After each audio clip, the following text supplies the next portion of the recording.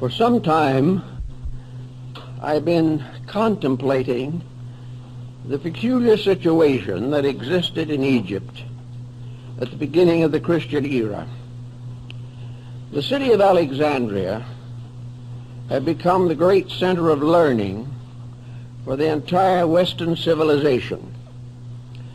Alexandria had been founded at the time of Alexander the Great and was under the domination of the Greek pharaohs, the Ptolemies. And this domination continued until the death of Cleopatra, and then Rome took over. But the tremendous interest in Alexandria developed around the almost incomparable amassment of knowledge that was assembled there. Practically every field of human research was developed, unfolded, and progressed within the Alexandrian atmosphere. Alexandria was a city on the caravan routes. East and West mingled there. The Oriental doctrines and the Greco-Latin doctrines mingled together in a very strange confusion. After the rise of Christianity, both the Christian faith and Judaism had strong holdings in Alexandria. And it is safe to say that the composite there was made up of at least a dozen or 20 of the great religions and philosophies of antiquity. It was an amazing and unique center of learning. There was one other important factor in the Alexandrian complex, and that was the great structure of libraries. The Alexandrian libraries were the most famous in antiquity and probably the largest ever assembled in ancient times. The Serapeum and the Brachium contained together over 1 million manuscripts, tablets, and papyri containing the wisdom of the ancient world. When these libraries were ruthlessly destroyed, humanity was deprived of perhaps more knowledge than we will ever realize or appreciate. The destruction of these libraries also closed off our knowledge of the source of Alexandrian wisdom. It is quite possible that many ideas, beliefs, and doctrines which we now believe were invented in Alexandria were actually derived from the great research libraries, and therefore had a solid substance, but the substance has vanished and only legends and fables remain. It is interesting, for example, to realize that the first and major interpreter of the fables of Aesop lived in Alexandria. Also, we learn that from Hero, one of the custodians of knowledge in that time, the Alexandrians invented the first slot machine. They did not spread out candies, bars, or cigarettes. Believe it or not, by putting a coin in a small slot, you received a sprinkle of holy water. But our modern slot machine is based upon the Alexandrian model. Everywhere we find them, in herbalism, in medicine, in philosophy, in art, literature, poetry, these mysterious people that occupied this great Egyptian area were almost universally learned. We know, for example, that the entire structure of Hermetic thinking and the story of Hermes Trismegistus arose in Alexandria. And we also know that the Alexandrians must have had a considerable sense of prophecy. It was there also that the Sibylline books developed that prophesied the future of the world.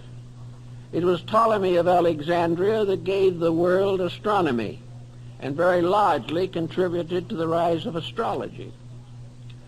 There were zoological gardens. There were ponds for fish. There were reserves to protect animals. There was just about anything and everything you can think of. And not far outside of the boundaries of Alexandria stood the great group of pyramids, which have remained to this time the wonders of the world. Very little is actually known about the pyramids. Contemporary records are very scanty. They are mentioned by Herodotus in the 5th century BC. But for the most part, no one has had an interest deep enough to attempt to investigate the circumstances surrounding the building of these great monuments. To this day, we really do not know why they were built, when they were built, and how it has happened that they have continued to intrigue human thinking for so long a period of time. Perhaps the most simple beginning for the search for pyramids is to realize that the pyramid builders represent a period in the development of human society. Pyramids were built in many different places. Probably one of the most interesting groups right here on the Western Hemisphere, the pyramid towers and temples of the Aztec and Maya culture. A few years ago, enormous pyramids were discovered in central China. And we know that the ziggurats of Babylon and Chaldea were all part of this great pyramid building scheme of things. The shape of the pyramid changed considerably in the course of time. In the beginning, it was a mound, and the very earliest examples still had the mound form, and these are still found in the great monuments in Java, the Borobudur, which is probably one of the most powerful and fascinating religious monuments now surviving, the Shwe Dagon in Rangoon, the great cities of the Khmer culture of Indochina, Cambodia, and Laos. All of these have pyramid structures peculiar to them. Pyramids appear, foreshortened or otherwise, also in graphic art. And among the mandalas of Tibet, Mongolia, Bhutan, Korea, China, and Japan, the pyramid design occurs frequently and represents a basis of a great meditation picture. This has led some scholars to assume that the pyramids were meditation symbols, that they were created for the purpose of reminding the individual that there was a mysterious reality underlying all the temporal and changeable patterns of mankind. In the Asclepian dialogue, Hermes describes the fact that in a sense these buildings were memorials to the divine power. They bore witness to those times and those thoughts when the gods walked with men. They became part of a traditional heritage. And if we study Neoplatonism, we will come to the conclusion that the gods who walked with men were actually the gods in men, that it was a divine level of insight which resulted in the great architectural feedback which we know as the pyramids. Actually, the circumstances around them challenge our imagination.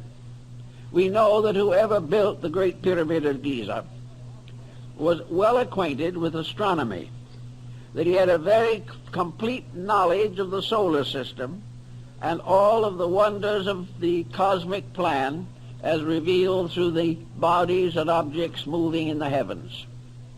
He knew the distances between the Earth and the other planets of the solar system. He knew the precession of the equinoxes. He realized the importance of the star groups. He already knew the decans and dodecanates of the zodiac. These things just do not fit into the general concept that we have of the state of the world when the pyramid was presumed to have been built.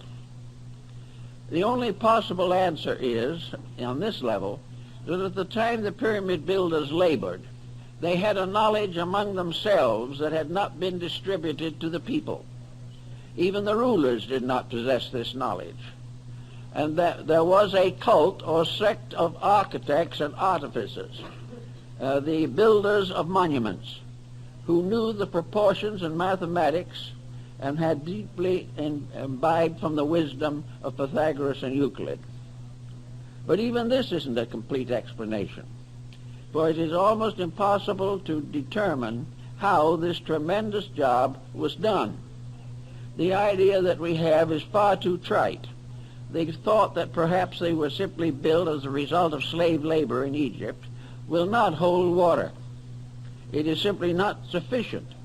The amount of work that is involved in those monuments simply transcends imagination. Also, they require a skill and a group of instrumental aids, which we do not believe that antiquity possessed. So a great many persons long ago in Alexandria, and more recently right here now, have fallen back upon this supernatural hypothesis. When we can't imagine how a thing was done, we begin to believe that it must have been done by magic or some supernatural power or force.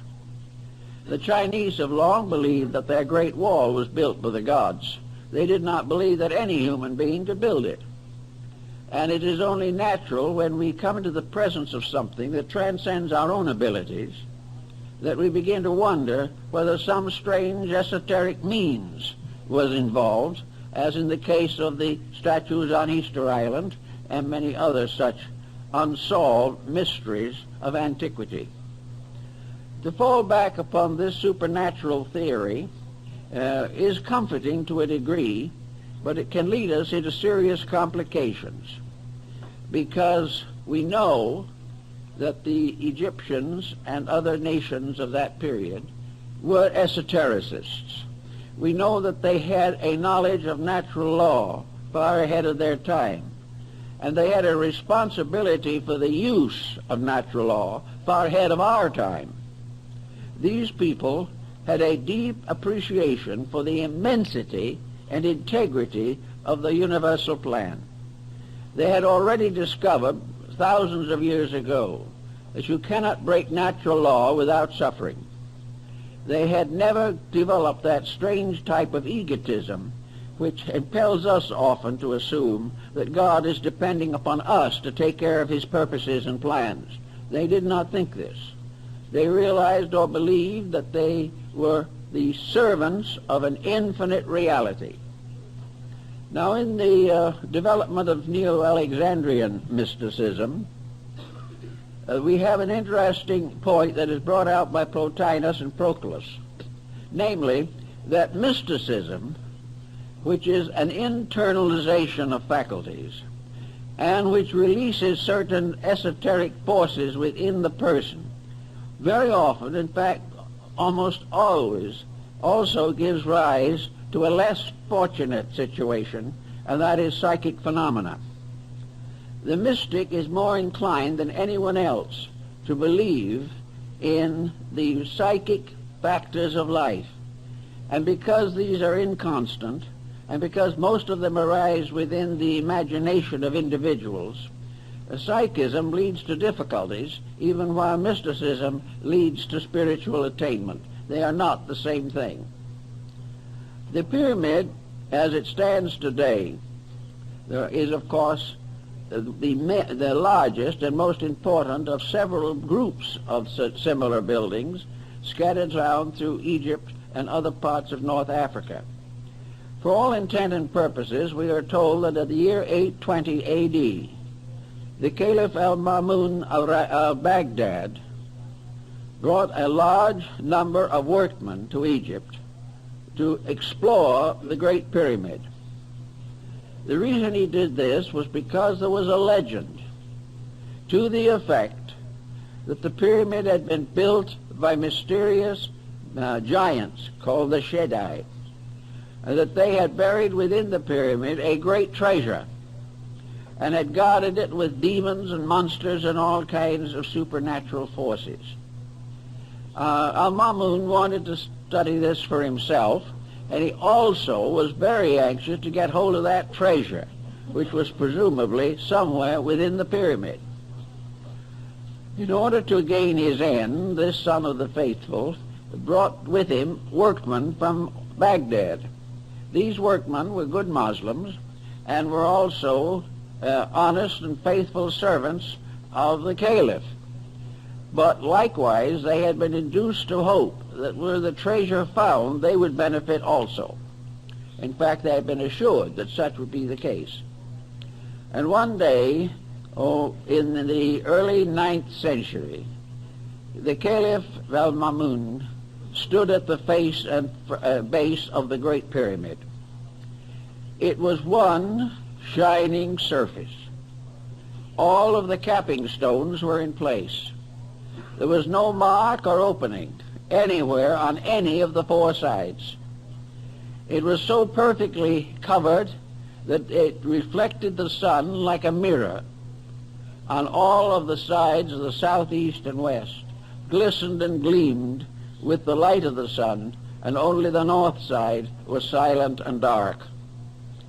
Mamun was completely overwhelmed by this structure, over 400 feet in height. A shining pyramid-shaped body rising from a square base with four equilateral triangular sides. He just stood and looked at it. But the important thing for us, I think, to remember is that at that time all of the surfacing stones were in place. The pyramid did not consist of a series of steps of blocks. Everything was smooth. Each level had been cased and surfaced with properly cut stones, so perfectly trued that it was not possible to insert a knife blade in the space between them. It is also believed that much of this work was done without any cement, because the fittings of the stones were so perfect.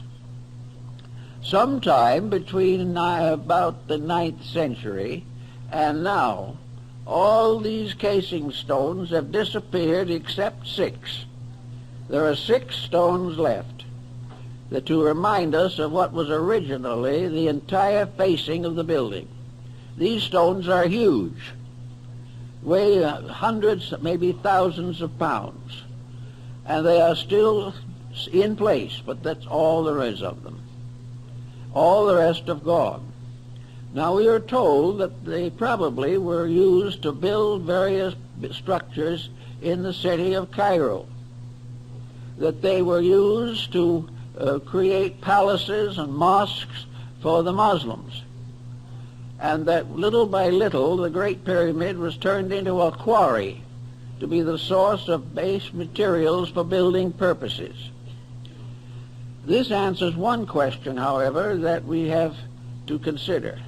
There are some marks on the sides of the pyramid, considerable distance from the ground, which have been believed to mark water erosion, and the idea that the pyramid was at some time or other submerged up at least 2/3 of the way. If Mamun's statements can be believed, this is not possible.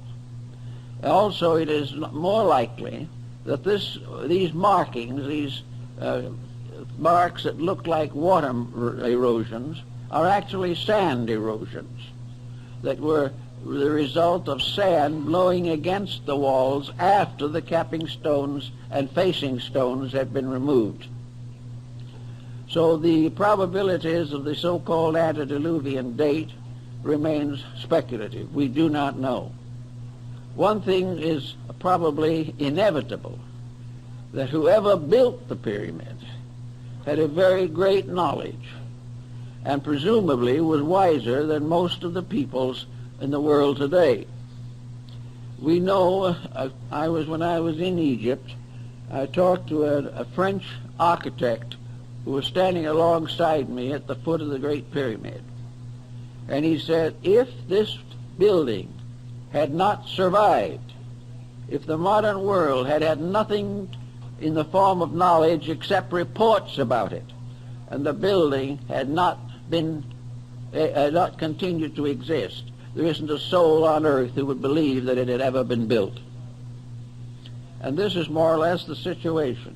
The only reason we have to accept it is because it's there. And the more we study it, the less we know about it. Now, the modern researchers have found in the pressure spaces above the king's chamber some markings which are assumed to be part of the inscription of the Pharaoh Cheops, this cartouche of Cheops. But when you see the cartouche photographed, it's hard to get to look at the actual one. The condition is so dim and so faint that there may be very grave doubt as to whether Cheops had anything to do with it at all.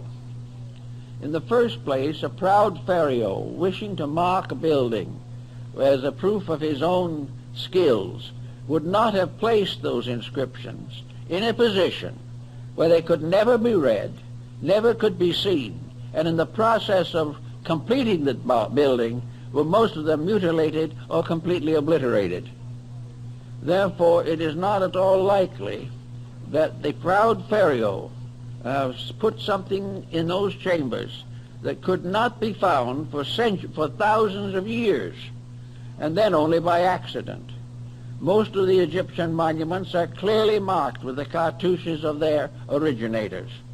Some of them also have taken off an earlier cartouche and put their own in its place, the cartouche being an oval lozenger containing the name of the pharaoh. So the Cheops theory is pretty weak, although it is still clung to for lack of a better one. And I think the real thing we have to go into in studying this is to find out, if we can, what the actual meaning of the building is, why it was put where it is, why other buildings and the Sphinx are in the same and particular relationship to each other. Some of the more thoughtful progressives have come to the possible conclusion that the Great Pyramid was part of a great calendar system, that by means of it, it was possible to calculate most of the important phenomena of astronomy. The ancients did not have telescopes as we know them, but they did have ways of calculating mathematically the various positions of planets and the precession of the equinoxes. And it's been suggested that the Great Pyramid and its immediate surrounding structures was a tremendous calendar structure, perhaps the oldest known to man. This is not unreasonable if we think about it. We know that one of the pyramids in Yucatan, in Chichen Itza, was an observatory, the parts of which still remain and we know that it was an observatory. There are also other indications. The great ziggurats of Babylonia and Chaldea were towers for stargazing. They were where the ancient Chaldeans studied the heavens year after year, century after century, and according to Budge of the British Museum, many of these studies and calculations were carried out for 10 or 20,000 years. One thing that comes to mind then in connection with this whole situation is that we may have to revise our understanding of what antiquity was like. Perhaps we cannot assume that we have gradually arisen from a completely barbarian state, and that in a few thousand years behind our present culture there was nothing but a colossal ignorance. This concept will not hold. Somewhere along the way there were tremendous minds, a great body of knowledge that was capable of planning and executing unbelievable works of skill, beauty, and wisdom. The Egyptians themselves were of the opinion that at a remote time the gods had been with men, that deities and divine powers walked the earth, Now, this again may be regarded as symbolical. Perhaps what they were trying to tell us is that in a remote time long ago, the human being was naturally mystical, naturally had the power of extrasensory perception, naturally could communicate or understand, estimate, or react to the divine principles upon which the universe was based. That the God's walking with men merely meant that the God power in man was not obscured as it is now. That gradually over a course of time, the material world has taken over. The ancient peoples had a very simple physical existence comparatively. There was no problem of population, no intensive competition in trade, and wars were comparatively limited to a few swashbuckling militarists. The people in general lived a very quiet and a natural life, completely dependent upon their insights into universal laws. Just as the American Indian, without any assistance from the outside, not only developed a profound mysticism, but evolved from within himself practically every law, rule, and principle necessary to the government of his affairs. The Great League of the Iroquois was probably one of the most important movements of international peace that the world ever knew, and yet it was developed and perfected by Indians sitting under trees, wrapped in skins of animals and with feathers in their hair. And yet these people, intuitively and internally, had a tremendous depth of insight.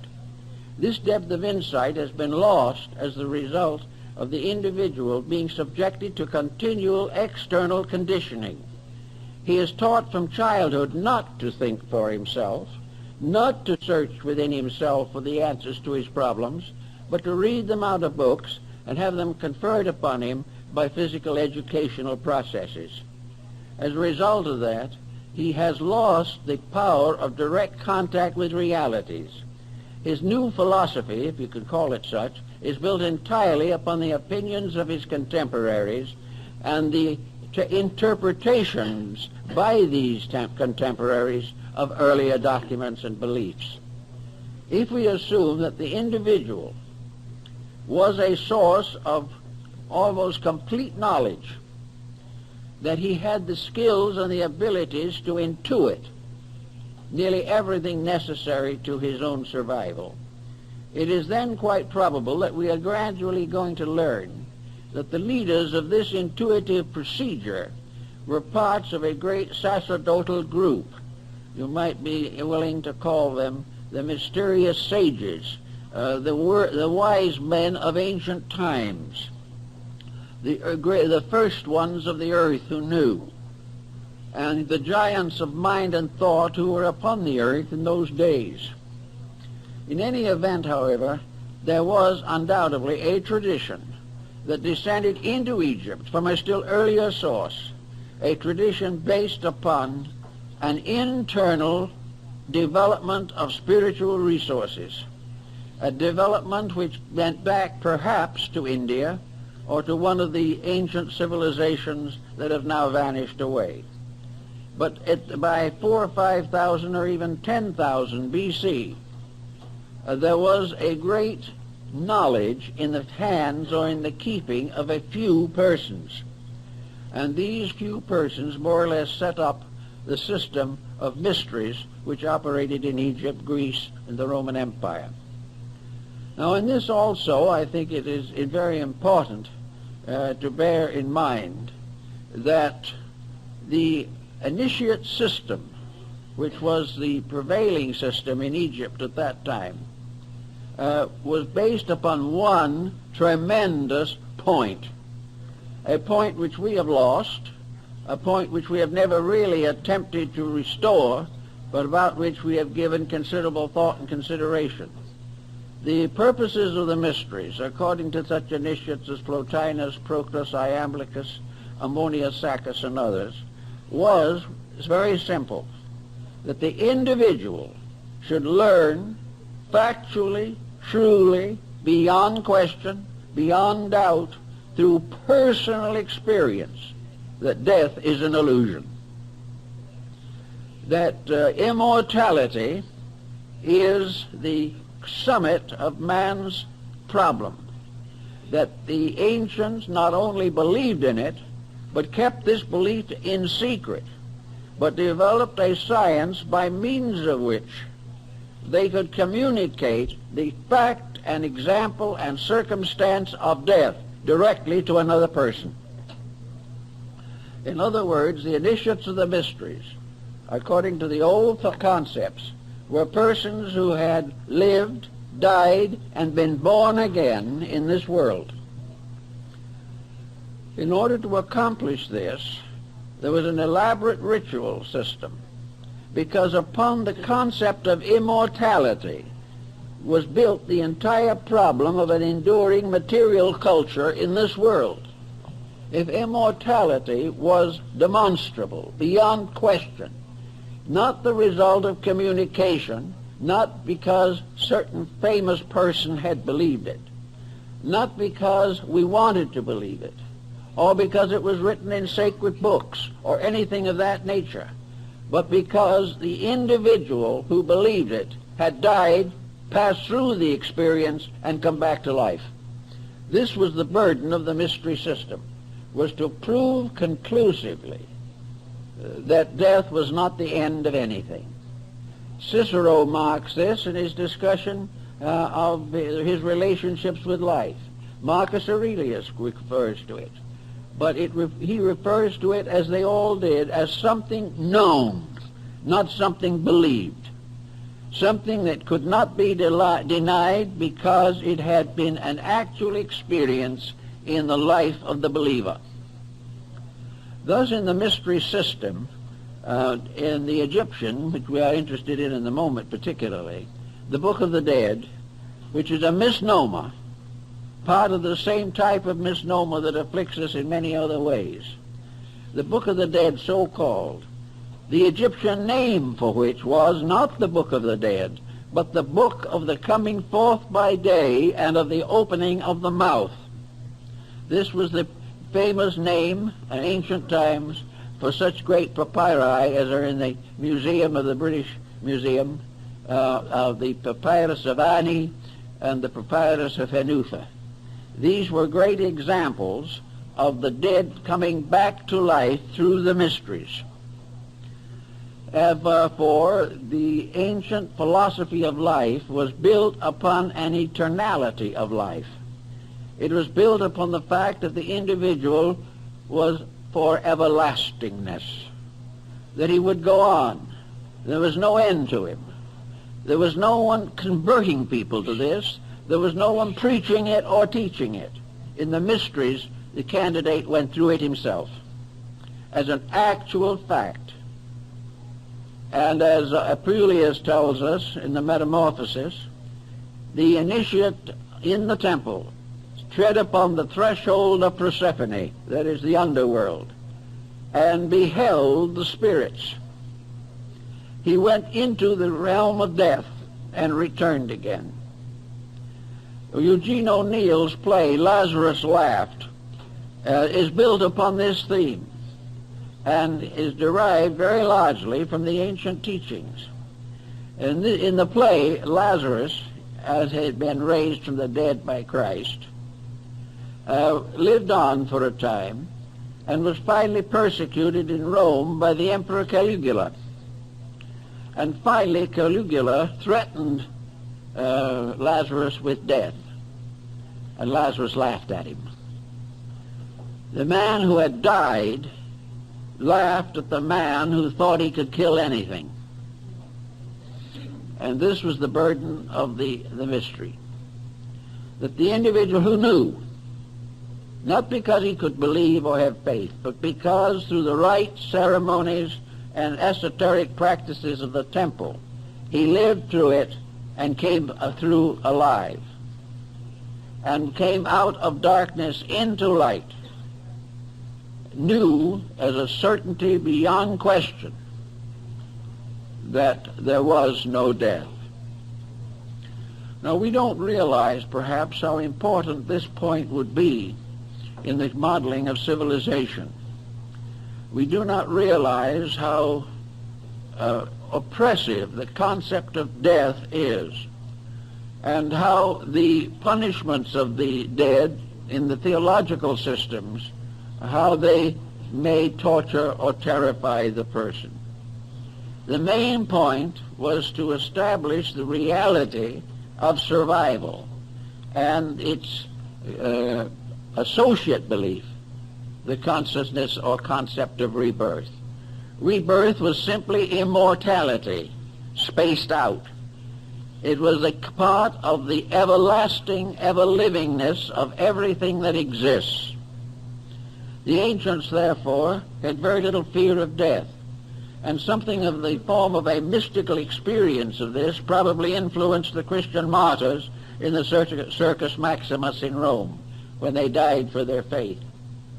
There was something about it all that transformed a life of fear into a life of certainty. It also removed the dynamic importance of material existence and represented it in this world as merely the antechamber to eternity itself. Now Hermes and several of the others, and people of the Alexandrian period, like to consider the Great Pyramid as the tomb of Hermes. It is so referred to by the Neoplatonic Alexandrian mystics, who had quite a good insight into this particular problem. It was not a tomb for a dead pharaoh. It was a symbol of the gateway to the other world and the way to return to it again. This initiation rite was undoubtedly sustained by the use of esoteric skills and powers that we know very little about at the present time. But it was believed that it was the tomb of wisdom, the house of the hidden places, the mysterious structure, which in a sense was a monument to eternity, standing upon the earth, pointing upward with a continuing point, so that everything below verged toward the top. And it was like a finger reaching up into immortality. The word pyramid itself is derived from pyr, meaning fire. Therefore the building was flame-shaped, and in the times when the stones were all in place, it glistened like a glowing flame with its mysterious point upward. Also, it was a marker. In the Bible, it is probably the monument that was set up in Egypt, according to the Old Testament. In any event, the Neoplatonists and those of that period thought of it, likened it to a house of the second birth, the house where the individual who was born first into this world learned the mystery of it. And I believe it was Porphyry, may have been Plotinus, who said on one occasion that in human life, birth physically was the human being coming out of the womb into a body, and that this body itself became the womb of the second birth. For the individual retaining enlightenment transcended the limitation of body, and those who did not achieve this were born out of body into an unembodied state at the end of life, so that this pattern was regarded as part of the mystery ritual.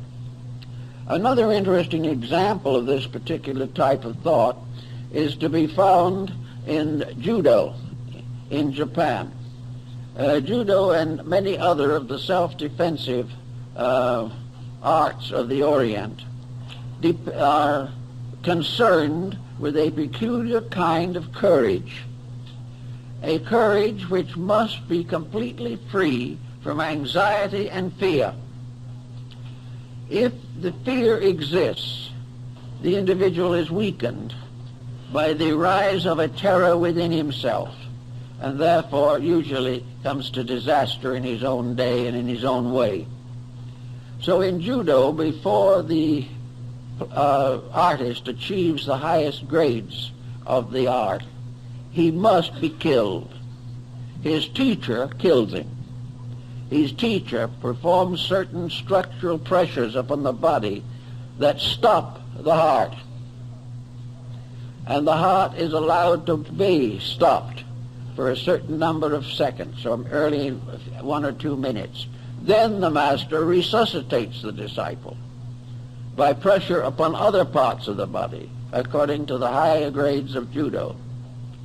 And in this case, the person who has been killed lives again, remembers and knows what happened to him, and realizes that his fear of death was ungrounded, that the fear of transition, which might make him a coward in this world, was simply an illusion of his own mind, that actually transition was just as normal, natural, and reasonable as any other aspect of life, and that there was no interruption.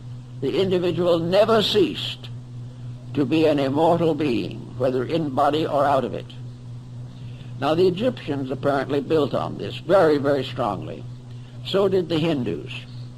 They felt or realized the tremendous significance of this realization that there was no termination, that there was no end, that the labors of a life were never lost, and that the achievements of a life were forever necessary, that the individual who had an idea that his virtues might go to oblivion with him was wrong, and the one who believed that his vices would go to oblivion with him, he also is wrong. There is an interruption of place, but not of state. There is an interruption in the sequence of relationships between the individual and the material body, but no interruption in the continuity of the life within that body.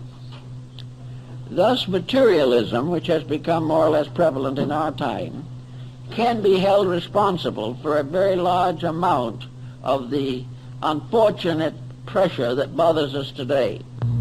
Materialism sustains crime, helps to build a constant fear, makes the individual highly materialistic because he knows no other outlet, helps to build a constant fear, makes the individual highly materialistic because he knows no other outlet, and little by little the world comes to be afraid of life, afraid of the existence of which, in which it passes its days here in the world.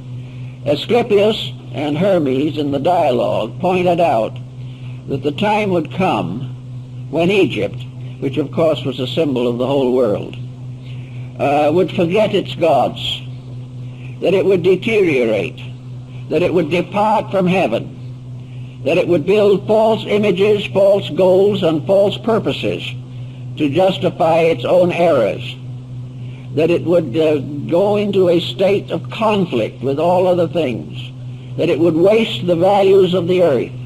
He points out definitely that the earth would be impoverished, the soil would be impoverished, that the humanity living would have no conception of its responsibilities, but would live for pleasure and profit alone.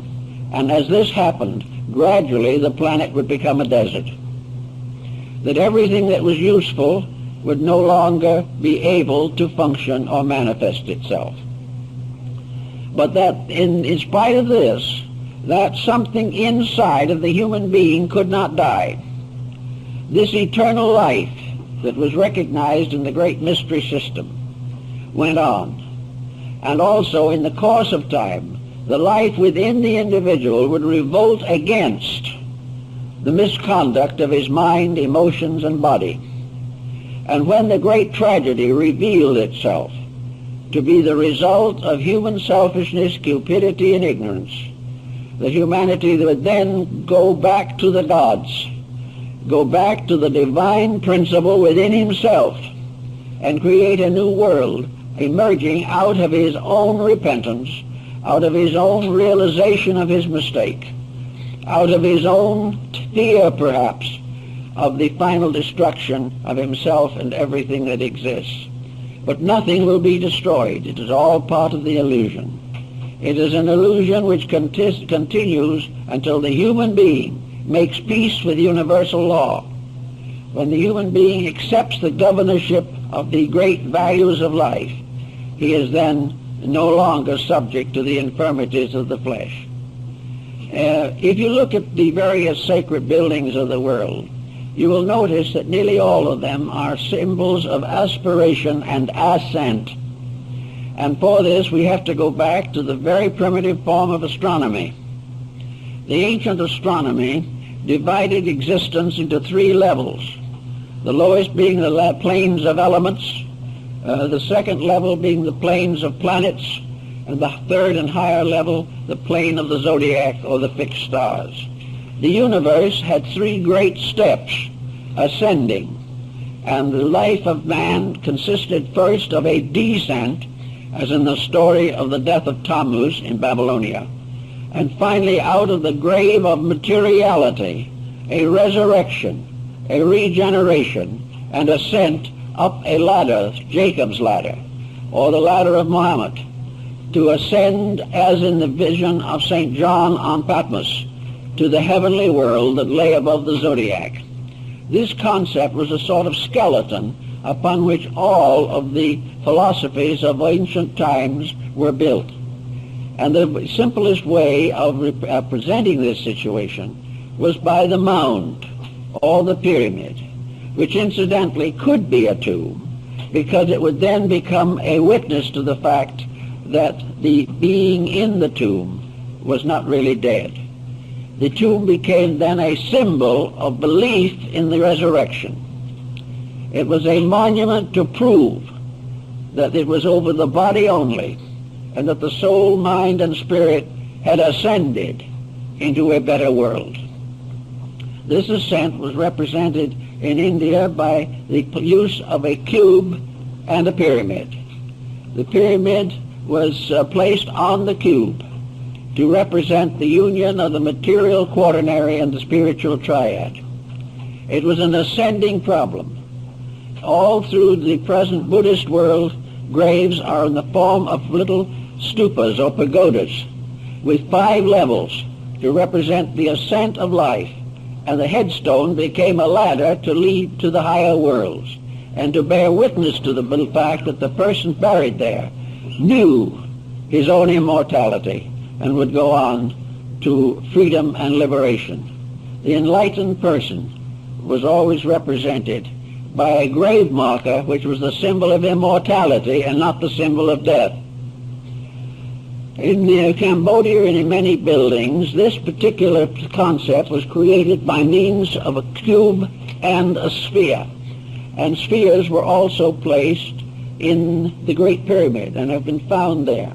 Small articles to represent levels or planes, to level truly the levels of stones. A small sphere was placed upon them. If it did not roll off, the stones were true. This sphere became a dome rising from a quaternary. And this dome itself became the symbol, as far as we are concerned, of the invisible causal nature which surmounts and overwhelms and dominates the material body. Therefore, a building with a dome is a symbol of the recognition of the power of the divine over the natural life of the individual. The body below was a cube, square, or a building of cubical structure. The dome was the symbol of the overshadowing of divinity. The overshadowing, the recognition that heaven moves like a great dome forever over the surface of the earth. The earth was the cube, the dome was the heaven moving above it. And the dome gradually became the minaret, it became the steeple of the church, it became the dome of the Capitol building in Washington, the dome of the Vatican, and mysterious domes on the Muslim mosques, and the mysterious pyramid forms that we find in some Protestant churches, as in the case of the Westminster Abbey, which has the pyramid over the central entrance. All of these together represent the survival of a language that had to do with the human realization of his own nature. The pyramid stood upon the earth. It represented a flame ascending.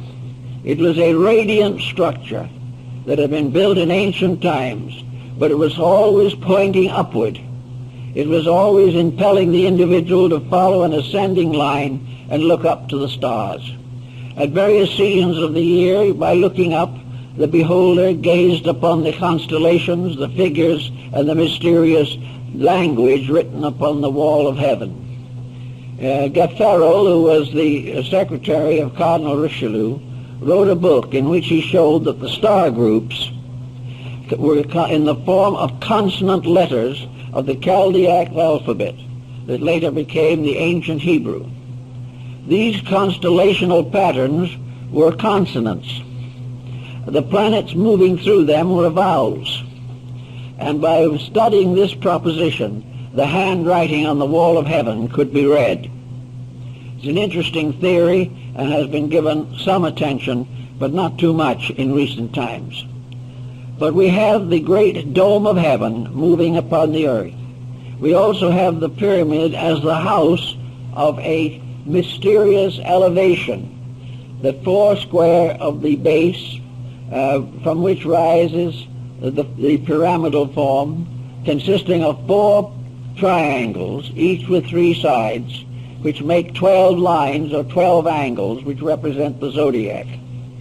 The building was oriented to the 11th decimal point and was probably perfect at one time, but there is damage to one wall of it as a result of an earthquake. I never was quite strong enough and physical enough to climb the outside of the pyramid. Very few people are. It is really an arduous job. You have to have about 4 daggermen or natives to help you. 2 would go in front, scrambled up one of the blocks, which is about 4 feet, and pull. The other 2 are behind and push, and you are gradually elevated level by level over the hundreds of levels that lead to the top. This is a little too much for the average person, especially in the desert where the temperature is apt to be well over 100. But I did go through all of the interior rooms, the King's Chamber and the Queen's Chamber, and as far as we could get in the grand passageways leading downward. One thing was very evident, and has been discovered, and that is that the inside of the pyramid, the temperature, is the mean temperature of the earth. For the average person, it is colder than Christmas.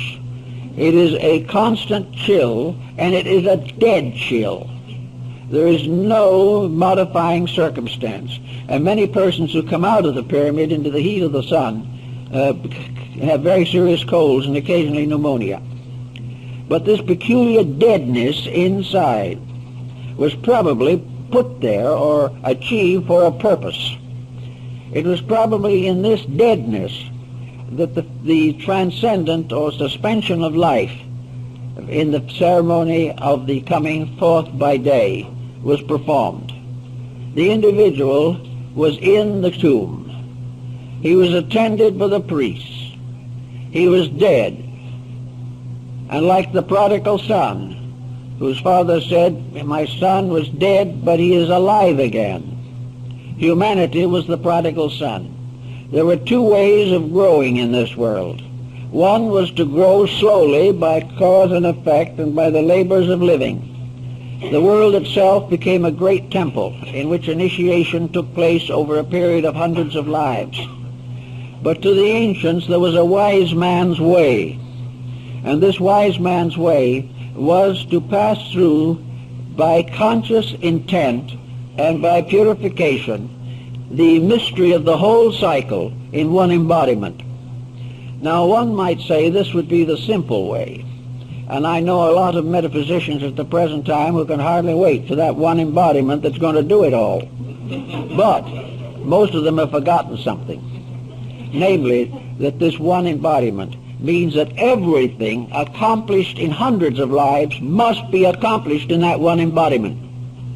It's not just a shortcut. It is a gathering up and intensifying the process of human regeneration. It means that the person must attain to a state by discipline, by dedication, and in accordance with universal law that qualifies him to receive this very important ritual. And after he has received the ritual, after he has had the experience, he is not released from responsibility, but brought into the presence of a greater responsibility. Having become, as Apuleius points out, a citizen of two worlds, the individual must act accordingly. He also learns from certain experiences along the way what he can't do and what he can do. He learns, for example, that if he is interested in primarily in his own security, he has already failed. It is not a case of where he is doing this to become nobler, more enlightened, more successful than other people. He is doing it for one purpose only, that he can be a better servant of the infinite. The ritual produces dedicated disciples of wisdom, not satisfied people who sit back and try to nurse their own intelligence. It is a case in which every step carries with it a heavy burden of duty, and that the final achievement requires the complete abnegation of personal self-interest, a complete overcoming of the problems of egoism and egotism. Otherwise, all is lost.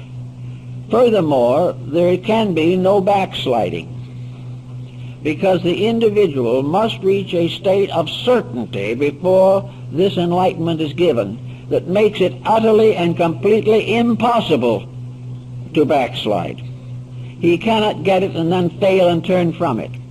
If he turns from it, it means he never had it. If he fails, he fails himself. He cannot fail the infinite. So that the rituals of the initiations of those times were very, very severe. There is an account that Thomas Taylor is said to have found in the records of the British Museum, although no proof is available of it. It is interesting, at least. Namely, that Plato was initiated in the Great Pyramid. And it was there that he received his own final enlightenment. But this presents another problem. If he was initiated in the Great Pyramid in the 4th century B.C., how did he get in? All those capstones were in place. Everything was closed. The answer would appear to be that there must be other entrances. There must be some other way of getting into the building. When Mamun, the Caliph of Baghdad, was fuddling with the pyramid, trying to get into it, it occurred to him that his native followers would probably be pretty unhappy and might very well turn against him when they found there were no treasures in there to reward them for their efforts, because when they got in there, the building was empty. There was no mummy, there was no body of a previous pharaoh, although the walls had not been disturbed. And that makes it seem very unlikely that it was a tomb, primarily. But one of his natives, one of Mamun's natives, while fussing around in the excavation, suddenly disappeared, and later appeared out in the desert half mad. This seems to suggest that there was some way in or out of the building. The wall or cliff upon which the pyramid was built has been carefully studied. There is no openings that have been found. The Sphinx has been pierced with rods throughout its entire body, but no openings have been found within it. And it, of course, the Sphinx was a living outcropping of rock. It was not built. The only thing that was built were the front paws. In other words, if it was true, did the initiation ceremony take place when the person was voluntarily out of the physical body? The ancient priests were able to function out of the body. This there can be no reasonable doubt. And it is also mentioned in a number of early Christian reports. Namely, that it was that it was possible for the invisible bodies of the individual to be separated from the visible without a loss of consciousness or a loss of intelligence, and that the invisible body could travel to distant places and could have various experiences. And many people believe this is a comparatively common happening in sleep, that the individual is not actually asleep spiritually, only physically, and that the superphysical vehicles are just as busy while he's asleep as when he is awake. But regardless of this particular point, it is possible that the initiations of the pyramid were given while the candidate was out of the physical body. If so, then there would be no problem of the difficulty of getting into the building. The superphysical vehicles could go through very easily. Another problem that arises in connection with the pyramid project is something that is coming along now, namely that the pyramid was some kind of a vibratory structure, radiating energy and having some strange virtue in itself, and that meditation upon the pyramidal shape produces certain changes in the human consciousness. The particular shape, angle, and tip of the pyramid, its proportions and so forth, having very definite significance. Now, this point is not original now. It is referred to in very ancient times, for it was believed and taught that in Egypt, as earlier than Pythagoras of Samos, that is the 6th century BC, the Egyptians represented their deities by symmetrical geometric solids, and that in the temples, the 5 perfect solids were used to represent the principal deities, that each of them with a different shape, a different proportion, and a different arrangement represented one of the deities, and that, most important of all, the contemplation of these forms had meaning, that the contemplation of the symmetric solids could heal disease, could expand consciousness, could relieve the mind of distress, and could calm the emotions. Each of these forms, then, was, in a sense, therapeutic, because perfect harmony is always therapeutic. If music as harmony can improve health, then we may say that the harmonic solids are a form of music captured in material like metal, stone, or crystals, and have the same effect as music, color, or any other therapeutic factor. Form and shape exercise a spiritual authority over the individual. Now, this was known to the Chinese, or at least believed by them, and we find traces of this in the I Ching. Most of all, however, we find in the Orient that painting and scenery, beautiful symbolic designs, mandalas, were particularly important in releasing the individual from the negative moods of life, that he was able to contemplate more fully, and by relaxing could take harmony into himself. One of the problems we face today is the constant pressure of inharmony. We live in a world in which very little is the way we wish it was.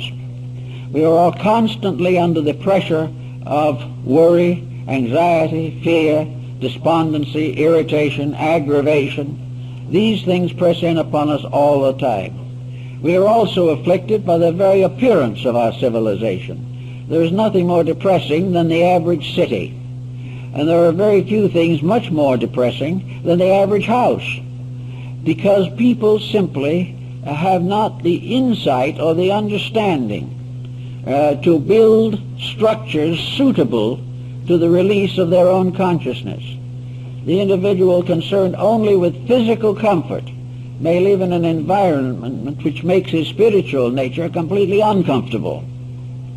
Also, public buildings now no longer have their foundation in the Dionysian artificers of old, who built buildings according to the laws of the gods and the geometry of nature. Today we build them largely to look like blocks of ice, because that is the cheapest way to put them together. They cost millions as it is, but they have nothing. There is no warmth, there is no real beauty, But finally, the average individual tries to put his own concept of beauty into them and looks at one of these atrocities and says it's wonderful. Simply because he has become accustomed to something that was not right, until he finally accepts deformity as normalcy. This type of thing the ancients didn't believe in. And probably the most perfect structure that antiquity knew was the pyramid. The pyramid had several advantages. First of all, it was simple. It had no details. It had no structural peculiarities that would distort or clutter up the fine mathematical proportion. It was a perfect example of geometry. It was in all its parts balanced, orderly, methodical. It was exactly what it appeared to be, and it was in all ways suitable for the sacred purpose for which it was intended. So this type of building had the simplicity of an almost archetypal reality. What most people do not realize is that ultimately the universe is very simple. It is man who complicates it. The universe is a simple process unfolding in its own way and has always been a direct unfoldment of principles. Man, however, has confused the issue completely. He has distorted and rearranged things for his own pleasures with no consideration for their essential natures or the principles for which they were intended. Recently, in Java, on Indonesia, a restoration process has been used on the Great Pyramid at Jakarta, known now as the Borobudur. This great Buddhist monument is another one of those mysteries. It is a pyramid. It is a perfect pyramid in a sense, but it represents a different philosophy of life. Therefore, it is presented with somewhat modified symbolism. Up to about 25, 30 years ago, this great monument, which is probably one of the largest religious structures on earth, was gradually fading away. The rock from which it was composed was weathering out of existence. The lack of adequate foundation was undermining its stability, and suddenly the world decided something should be done about it. So UNESCO started a program for the restoration of the Borobudur. And the job has been very, very well done at expense of many millions of dollars. But this great religious monument now stands as it was originally intended to stand. It is a pyramid that rises up through 7 levels, much like the ziggurat of Babylon and Chaldea. The upper or apex part of the pyramid of the Borobudur was a pagoda-like stupa or a reliquary with 2 rooms in it, which was empty. The restoration of it has never been able to find anything for that empty room. The building builds up to a symbol and then ceases. And this is the same thing that happens in the pyramid. The capstone of the pyramid is missing. The sacred relic that was supposed to be in the capstone or head of the Borobudur is also missing. So that all these things represent a certain unfinishedness. And it reminds us, perhaps, that in natural law and in the reactions within our own natures, everything that belongs to the material world is unfinished. Existence, mortal existence, is an unfinished business. And it takes place in an unfinished world and challenges everything that lives here with the restrictions of an unfinished realization of truth. Everything is growing, but nothing has completed its growth. Everything is getting better, but nothing in the mortal world has finally achieved the state of being best. Everything we try to do, everything we try to work with, science particularly, should have a complete understanding of the mystery of the missing capstone, because science is worrying over it right at the moment, but on a different level of thought. Everything that science discovers leads somewhere, but when it just about gets to the point where it looks as though it might tell us a great truth, it fades away. all visible things, if you trace them upward to their highest conditions, disappear. All of the intellectual achievements of the individual or of the great system of learning, this ascends from one level of genius to another, but the supreme genius has never been reached. The supreme answer to the problem of life has never been reached. All that we have for these particular conclusions is our own inward realization. So the formula is rather simple. We can build everything on the outside up to a point, but to complete it we must call entirely upon the inside. It is our own inner life that must perfect every structure that is formed in the material world. The answer to everything lies in ourselves. We can read books up to a certain point. We can use laboratory experiments up to a certain point. But somewhere along the line, as the alchemists learned, and they studied from the Alexandrian savants, these alchemists learned that the final ingredient of the transmutation was man himself, the internal part of his own nature. His own soul had to transform base metals into gold. Each individual soul must perfect the structure of his life. Otherwise it will never be perfected. So to account for this, nearly every monument of importance in the world either has the top part missing or a bad scar in it, something imperfect, something that represents a flaw in the original purpose, because the completion of it must always depend upon the consciousness of the person beholding it. Otherwise, the secret cannot be perfected. Another interesting aspect of the pyramid problem has to do with the pattern of the Egyptian temple system. I think there's a good probability that somewhere there was some form of contact between the pyramid and one of the other temples of Egypt. This may have been, however, intentionally closed off at some time. This presents us with a very curious circumstance. The king's chamber in the pyramid, hidden within 200 feet of masonry in all directions, was originally ventilated.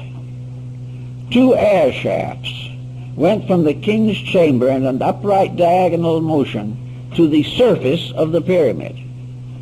But when the capping stones and the casing stones were put in place, those air chambers, those air passageways were sealed off. In other words, they come to the surface but are now covered, or were covered originally, by the casing stones. There was no aperture.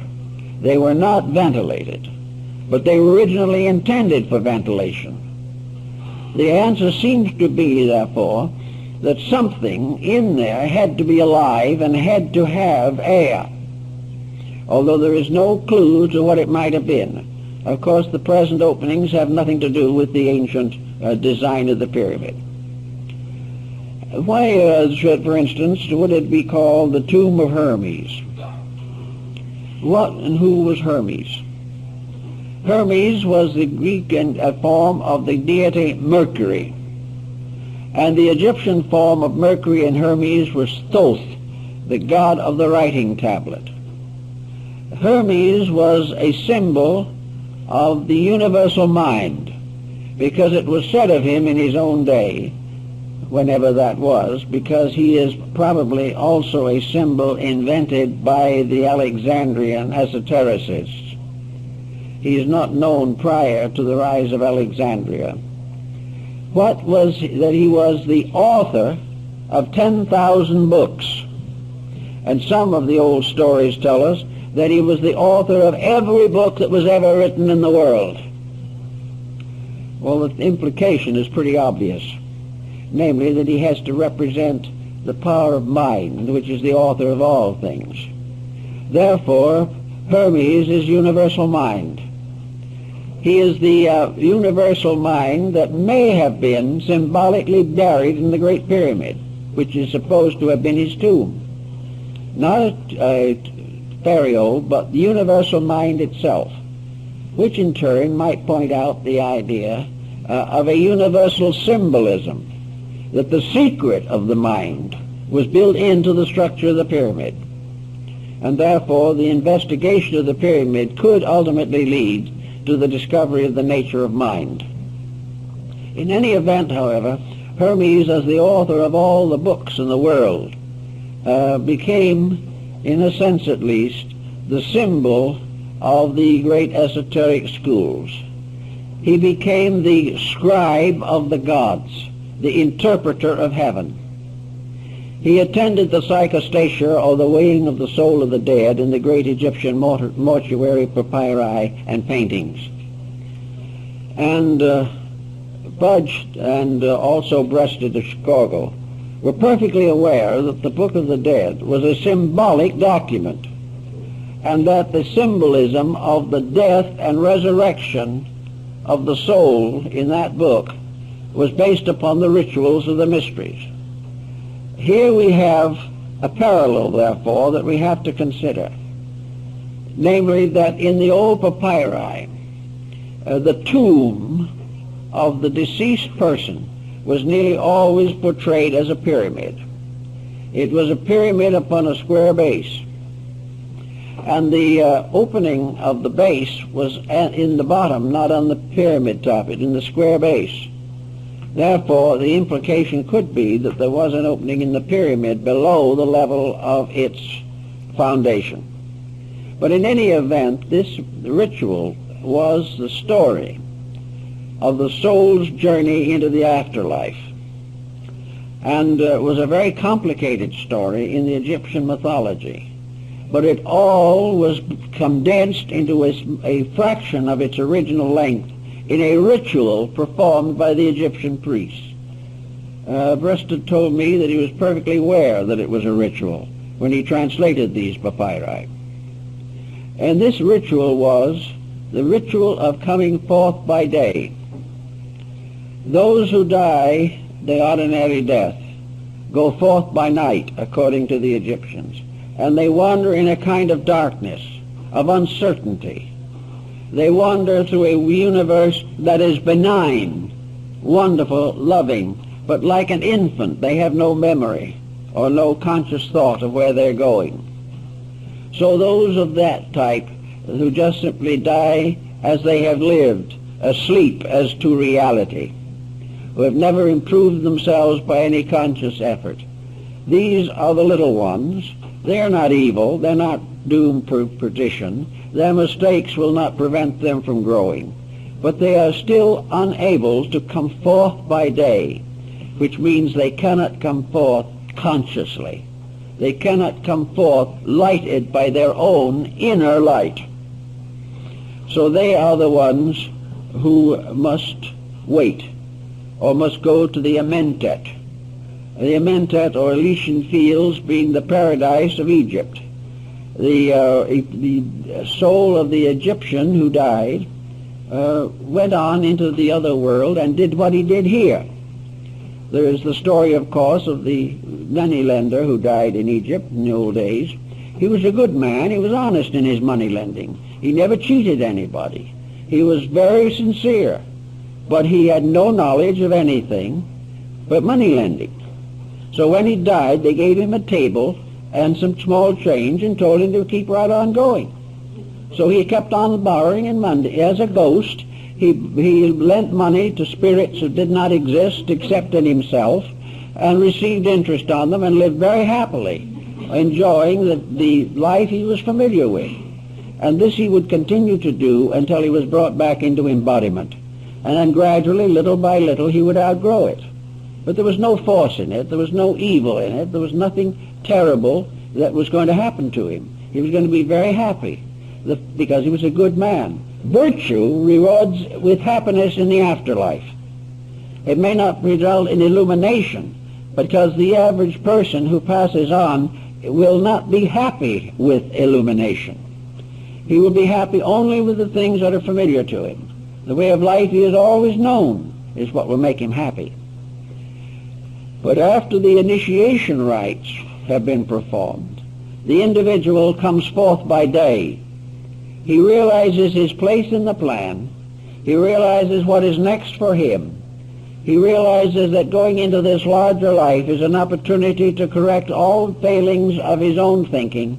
They will come closer and closer to the eternal truths, which are the source of his ultimate union with deity. So by coming forth by day, he comes consciously into the afterlife, fully equipped to face its mysteries, fully equipped to adjust to its circumstances, and already able, at least dimly, to perceive the face of the great God that hides behind the veil. And in Egypt, I think the Egyptians believed that the Great Pyramid was the symbol of the state of consciousness, the state of the internal life of the individual, which in perfect mathematical order and harmony comes forth out of the body in the light and is led by the master of the secret house into the presence of the great gods, where he receives the Kroiksan Sata, the symbol of everlasting life. Everlasting life is not the fact that we live forever, for we do that whether we know it or not. But everlasting life is to know it, to realize it, to understand it, not to doubt or to fear. We have a life, as the Egyptians said, unto everlastingness. But only those who have retained a certain inward light know for certain that which others hope. And as one of the Roman philosophers said, wisdom brings knowledge to those who have hoped, and brings perfect understanding to those who have lived in a certain optimism, but not certain of that which is to come. But the mysteries may put the whole universe in order. They put the individual in order. They made everything as it was and as it should be. And the pyramid, according to the Egyptians, was a testimony set up under the directions of deities and their architects and artisans, so that all men might know that forever and ever the great light, the great good, and the flame of aspiration would burn in man. And if as long as it burns in man, it will burn in the world. But if it goes out in man, it goes out forever. So the wisdom of the ancients was to continually introduce and initiate the worthy into the real purpose of the plan, to help them to understand the great dignity of life, the great value and virtue of obedience to law, and that forever the pact between heaven and earth was sealed by the symbolism of the pyramid. This is what the Alexandrians worked out and thought about it, and I think it comes rather close to the facts of the matter.